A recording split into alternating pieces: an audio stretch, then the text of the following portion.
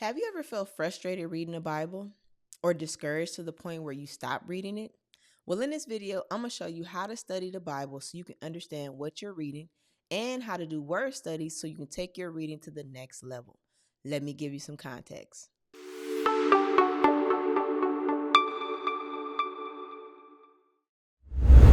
Now, the Bible was originally written in Hebrew, Greek, and Aramaic. In 1611, the very first King James Version was printed. Now, this wasn't the first time the Bible was translated into English, but it held the most value because it was commissioned by King James I. And in the 1611 King James Version Bible, there is a letter at the beginning called The Translators to the Reader.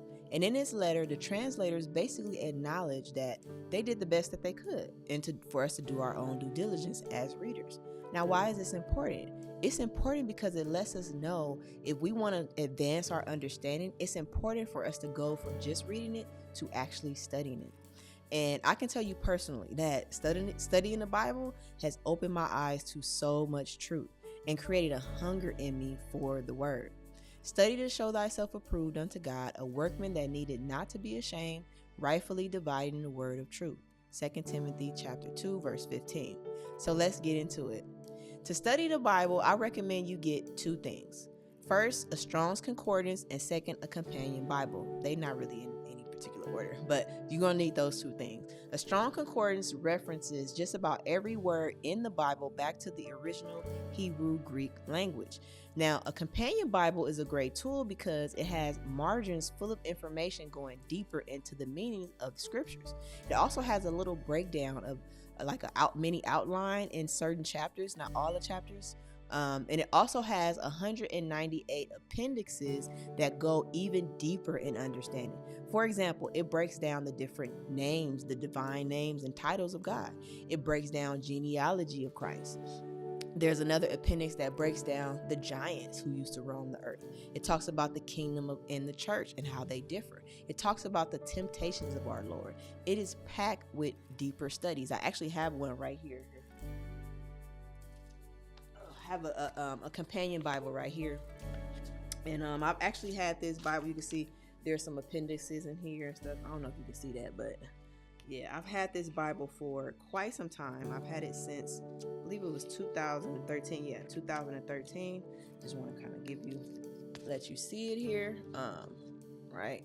There we go. It's kind of backwards. Let me see. Let's get it out. There you go. There you go. I have to mirror myself, but yeah, you can kind of see. There we go. Actually, the day before my birthday. And yeah, so this Bible, it is jam-packed. You can tell a lot of stuff is falling out because I've had it for so long. But you know, there's margins in each, in just about in each chapter.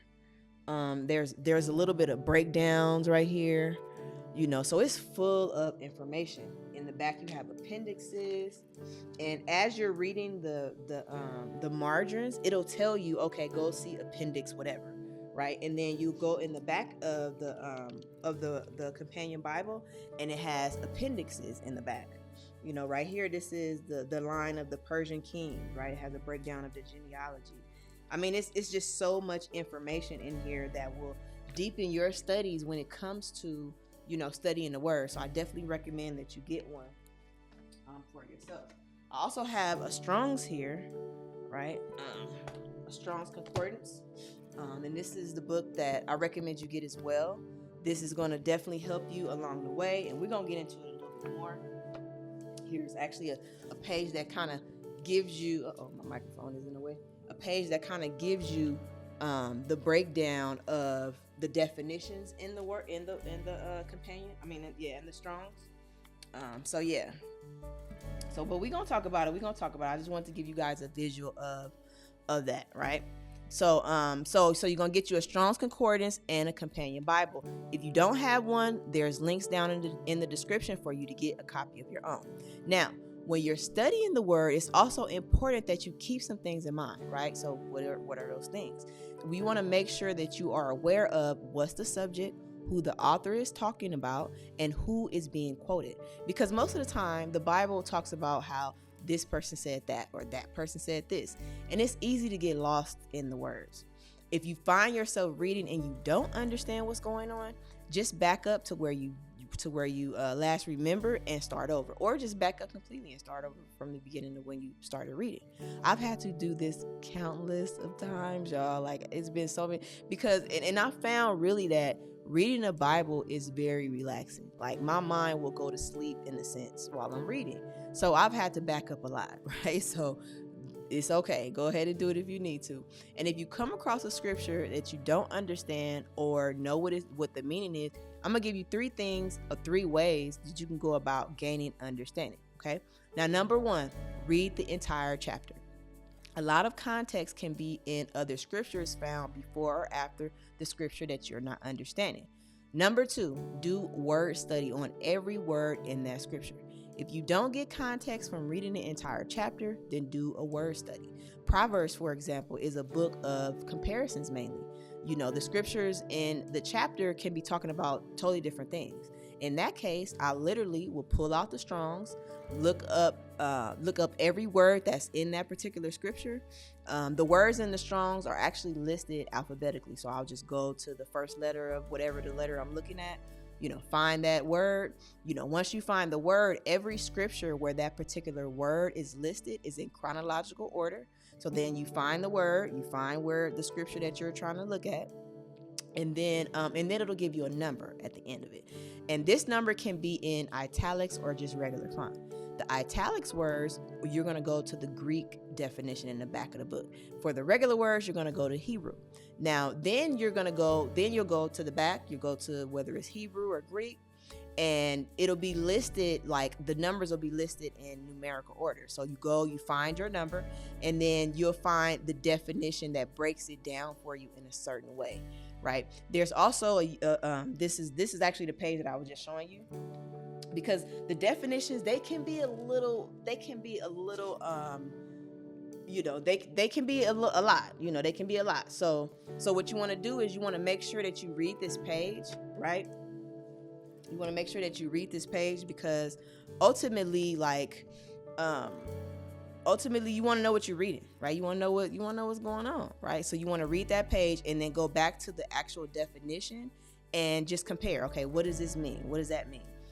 Actually, if you want me to do a video breaking down how to use the Strong's Concordance, just let me know down in the comments, and I'll be more than happy to give you a breakdown of that. Okay.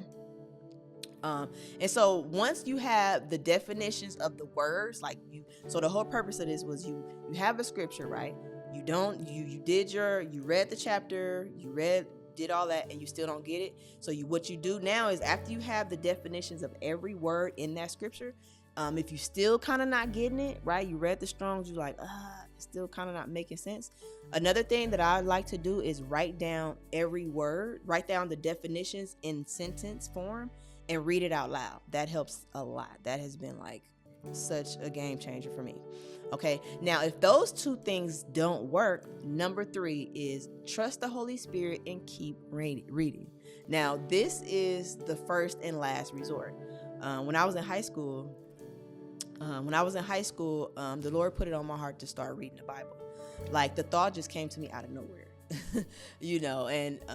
and I can remember him saying, just read, even if it's just a verse, read something, get it in your system. So I started reading a chapter every day before I went to sleep, and it became essentially my routine. Now, I didn't understand, I'm gonna be honest with y'all, I didn't understand 90% of what I was reading, especially the thous and the words with the th at the end. Yeah, it was like reading in another language. But then something happened, something really special happened.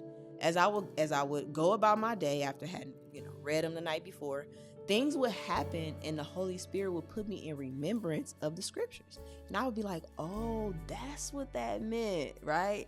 And I was also in plays, a lot of plays at church.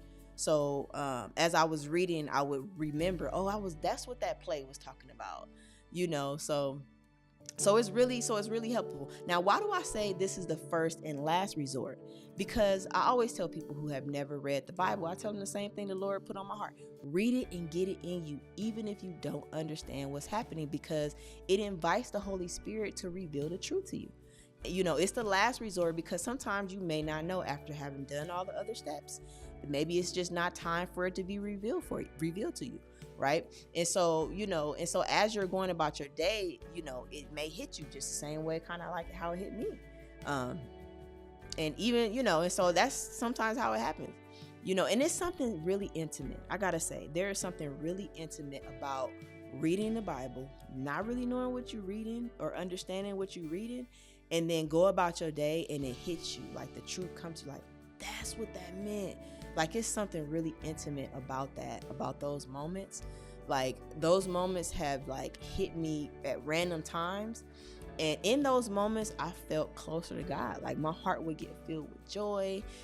Some of those moments even brought me to tears.